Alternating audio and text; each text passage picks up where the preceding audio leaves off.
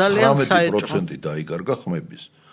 ანუ იმ პარტიებს, ვისაც მიცეს ხმები, იმ მათ ვერ გადაალახეს ბარიერი 4%, შესაბამისად ეს ხმები დაიკარგა და ეს ხმები გადანაწილდება. ესეც ხო ტექნოლოგიები. ხო, რა თქმა უნდა, ბარიერს გადალახულ პარტიებზე გადანაწილდება. ეს ტექნოლოგიურად შექმნეს ხელოვნურად ამდენი პარტია, რომ ხმები წაერთვნიათ, ესე იგი მოწინააღმდეგებს და აქ იკვეთება ძალიან, ასე ვთქვათ, ხელოვნურად ინსპირირებული რაღაცა პროცესები.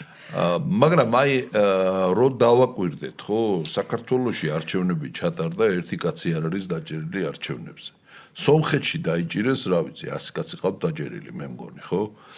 ეხლა სომხებს რო ველაპარაკე, სომხები ამბობენ, რომ ფულებს არ იგებდნენ 500 და 400, გუშინ მითხრეს 400 ევროს, დღეს მითხრეს 500 ევროს არ იგებენ. როგორ ეხლა ეგრე არ იგებენ ნინიას ხო არ არის როგორ არ იგებენ. მაშინ ფაქტი ხო უნდა გამოავლინო, რომ არ იგებდნენ.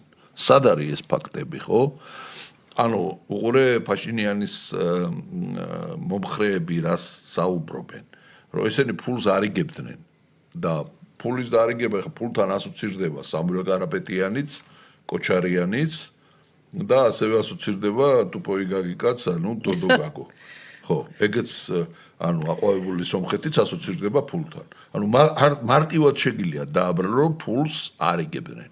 ეხლა ისეთ შედაბეჭდილება მრჩება, რომ სააკაშვილის რეინკარნაცია მოხდა სომხეთში. ფაშინიანმა განაცხადა, ყველანი ციხეში